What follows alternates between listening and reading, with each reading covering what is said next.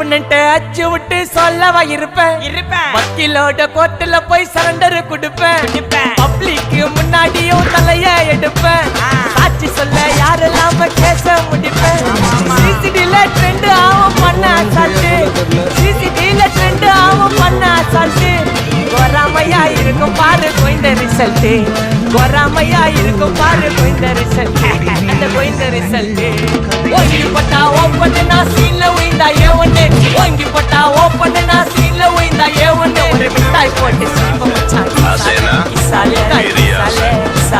மட்டத்து போயிட்டு வருவேன் மிசால வாங்கலாயி மாட்டடா நான் லேபிளே கொஞ்சம் நேமு பண்ணா கொட்டு